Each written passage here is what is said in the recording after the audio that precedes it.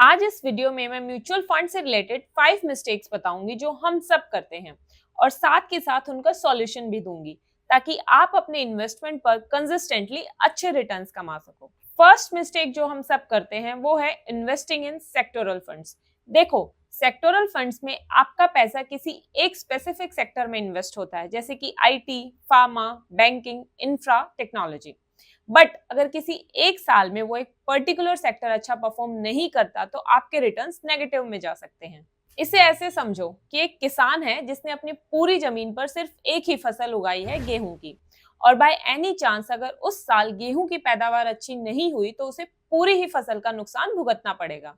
वहीं अगर इस किसान ने अपनी जमीन पर सिर्फ गेहूं ना बोकर 2-3 फसल और भी बोई होती और इनमें से अगर कोई एक फसल खराब हो भी जाती तो भी इसे ज्यादा नुकसान नहीं होता, क्योंकि बाकी की 2-3 फसल उस नुकसान की भरपाई कर देती। अब सेम ऐसे ही आपको भी अपनी इन्वेस्टमेंट ऐसे म्यूचुअल फंड्स में करनी है जहां आपको डाइवर्सिफिकेशन मिले ताकि आपके रिटर्न्स अफेक्ट ना हो। अब आप बोलोगे तो क्या सेक्टोरल फंड्स में इन्वेस्ट करना बेवकूफी है? देखो, ऐसा नहीं है। सेक्टोरल फंड्स सबके लिए नहीं है। सेक्टोरल फंड्स में मैक्सिमम लोग जो गलती करते हैं ना, वो ये करते हैं कि वो पिछले 1-2 साल के रिटर्न्स के बेसिस पर इन्वेस्ट करते हैं। लेकिन इस बात की कोई गारंटी नहीं कि जिस सेक्टर ने लास्ट ईयर अच्छा परफॉर्म किया है वो अगले साल भी अच्छा ही परफॉर्म करेगा। जैसे अगर हम आईटी सेक्टर की बात करें तो आईटी सेक्टर ने 2020 और 2021 में 54 और 59% के रिटर्न्स दिए थे, बट अगले 2 सालों में इसके एब्सोल्यूट रिटर्न्स नेगेटिव में रहे हैं। तो अगर आपने 2022 में इसके पिछले 2 साल के रिटर्न्स को देखकर इन्वेस्ट किया होता तो आज आप लॉस में होते। तो मैं बस ये बताना चाह रही हूँ कि मार्केट में अलग अलग साइकिल्स होती हैं, जैसे गियर वाली cycle, pedal cycle, electric cycle. क्या बोल रही है? चलाने वाली साइकिल नहीं, मार्केट साइकिल की बात हो रही है। ओह सॉरी, हाँ, मार्केट साइकिल। देखो, मार्केट साइकिल ना अलग अलग तरह की होती है, जहां एक टाइम पर कोई एक सेक्टर अच्छा परफॉर्म करता है तो दूसरे टाइम पर दूसरा सेक्टर। इसलिए सेक्टोरल फंड्स में इन्वेस्ट करने के लिए मार्केट टाइमिंग का ध्यान रखना जरूरी होता है, जो हर इन्वेस्टर के लिए पॉसिबल नहीं है, क्योंकि मोस्टली इन्वेस्टर्स के पास डिफरेंट सेक्टर्स की नॉलेज नहीं होती है। और इसलिए ही सेक्टोरल फंड्स की बजाय I personally prefer other funds like large, mid, small, flexi या फिर मल्टी कैप और even index funds like Nifty 50 और निफ्टी मिड कैप 150, जहां आपका पैसा अलग अलग सेक्टर्स में इन्वेस्ट होता है और आपका रिस्क कम हो जाता है। अब नेक्स्ट मिस्टेक जो हम सब करते हैं वो है बहुत सारे म्यूचुअल फंड्स में इन्वेस्ट करना। ऑन एन एवरेज एक म्यूचुअल फंड 50 से 100 कंपनीज के स्टॉक्स में इन्वेस्ट करता है। तो अगर किसी ने 5-6 फंड्स भी ले रखे हैं तो इसका मतलब है उसने 250 से 300 कंपनीज में इन्वेस्ट किया हुआ है। अब अगर इतनी सारी कंपनीज में ही इन्वेस्ट करना था तो कोई एक बढ़िया सा इंडेक्स फंड ही ले लिया होता। इतने सारे फंड्स को ट्रैक भी नहीं करना पड़ता और रिटर्न्स भी बढ़िया मिल जाते। अब इसी चीज को प्रैक्टिकली दिखाने के लिए मैंने 2 अलग अलग सिचुएशंस ट्राई की। पहली सिचुएशन में मैंने 5 अलग अलग फंड्स में इन्वेस्ट किया और दूसरी सिचुएशन में सिर्फ एक fund Nifty mid cap 150 index में इन्वेस्ट किया। और आप देख सकते हो निफ्टी मिड कैप 150 इंडेक्स से मुझे 80,000 रुपए के ज्यादा रिटर्न्स मिले हैं। तो इससे हमें पता चलता है कि बहुत सारे फंड्स लेने के बाद भी रिटर्न्स में ज्यादा फर्क नहीं आता। अब ज्यादा फंड्स लेने के 2 नुकसान और भी हैं। पहला, अगर आपके पास ज्यादा फंड्स होंगे तो आपको एक्सपेंस रेशियो और ट्रांजैक्शन फीस भी ज्यादा देनी पड़ेगी। और दूसरा, जब हम बहुत सारे फंड्स लेते हैं तो मोस्ट ऑफ द टाइम्स उनकी स्टॉक होल्डिंग्स ओवरलैप करती हैं और इसलिए डाइवर्सिफिकेशन का बेनिफिट नहीं मिल पाता। So focus on quality over quantity. Come funds choose करो लेकिन अच्छे फंड्स लो जिनकी परफॉर्मेंस एकदम जबरदस्त हो, वरना कहीं ऐसा ना हो जाए कि आपके पोर्टफोलियो में बस फंड्स के नाम ही रह जाएं और रिटर्न्स गायब हो जाए। तो मेरे according maximum 3 to 4 funds are more than sufficient.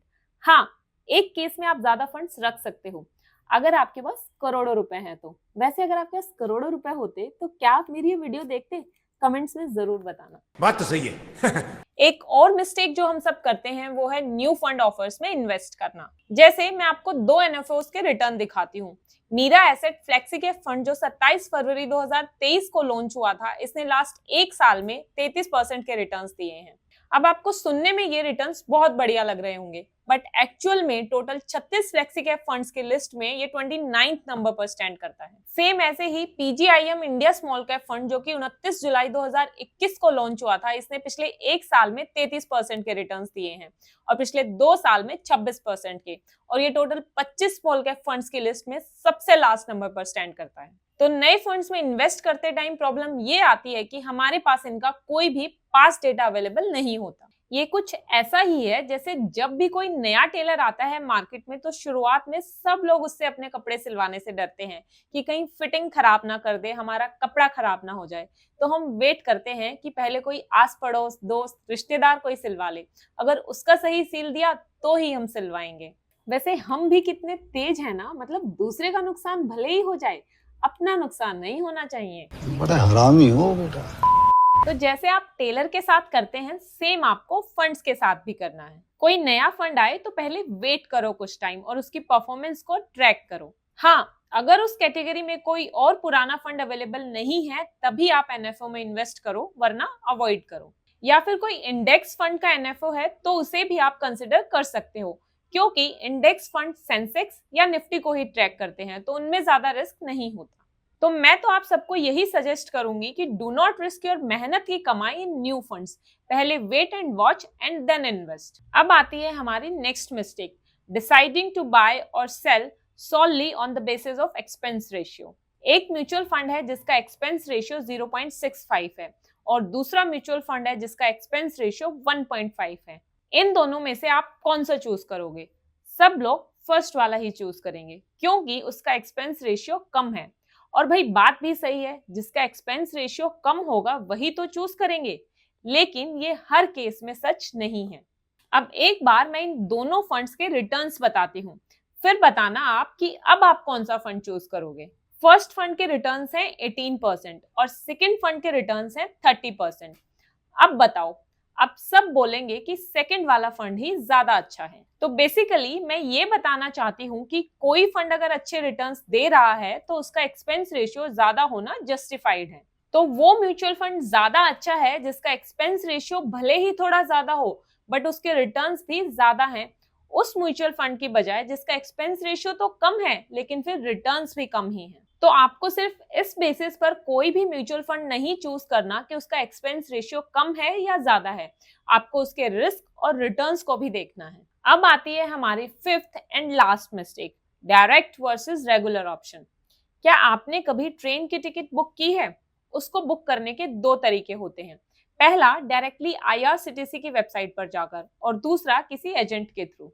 अब अगर आप वेबसाइट से बुक करोगे तो आपको टिकट उतने में ही पड़ेगी जितना टिकट का एक्चुअल प्राइस है, बट अगर आप किसी एजेंट के थ्रू करोगे तो वो 200-400 रुपए महंगी पड़ेगी, क्योंकि एजेंट उसमें अपना कमीशन जोड़ लेगा। यही सेम फंडा म्यूचुअल फंड्स में भी होता है। जब आप सीधा म्यूचुअल फंड कंपनी से खरीदते हो तो वो डायरेक्ट प्लान के अंडर आता है, और जब आप ब्रोकर से खरीदते हो तो वो रेगुलर प्लान के अंडर आता है। अब डायरेक्ट प्लान में एक्सपेंस रेशियो कम होता है क्योंकि वहां कोई ब्रोकर या एजेंट नहीं होता बीच में, लेकिन रेगुलर प्लान में एक्सपेंस रेशियो ज्यादा होता है क्योंकि इसमें ब्रोकर का कमीशन इन्वॉल्व होता है, जिससे ओवरऑल रिटर्न्स एंड में कम हो जाते हैं। अगर मैं एग्जांपल से समझाऊं तो देखो, bank of India small cap fund के दो प्लान हैं, डायरेक्ट और रेगुलर।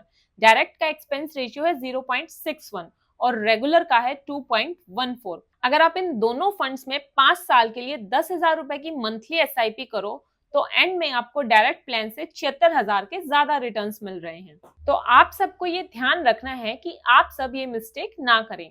हमेशा टिकट डायरेक्ट आईआरसीटीसी की वेबसाइट या ऐप से ही ले। मेरा मतलब है म्यूचुअल फंड में हमेशा डायरेक्ट प्लान में इन्वेस्ट करो। तो ये थी मेरी आज की वीडियो जिसमें मैंने म्यूचुअल फंड से रिलेटेड 5 मिस्टेक्स के बारे में डिटेल में डिस्कस किया और इनका सॉल्यूशन भी बताया। अगर आपको ये वीडियो अच्छी लगी है तो इसे अपने फ्रेंड्स और फैमिली के साथ शेयर करें ताकि वो भी इन मिस्टेक्स से बच सके। कमेंट सेक्शन में जरूर बताना कि आप अभी तक इनमें से कौन से मिस्टेक्स कर रहे थे। Thank you so much for watching. मिलते हैं अगले वीडियो में।